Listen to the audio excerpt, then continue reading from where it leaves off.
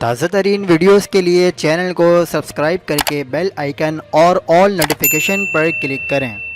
حق پاکستان نیوز کے ساتھ میں ہوں محمد جنید اسدی۔ کراچی میں نامعلوم افراد ایک بار پھر سرگرم، گرین لائن بس پر بڑا حملہ، شرپسندوں نے پتھر برسا دیے، شہری خوف زدہ۔ آپ کو اہم خبر سے آگاہ کرتے چلیں، گرین لائن بس پر نامعلوم شرپسندوں کی جانب سے پتھر برسا دیے گئے ہیں، جس کے نتیجے میں بس کے سائیڈ گلاس اور دیگر شیشے ٹوٹ گئے، تاہم مسافر محفوظ رہے۔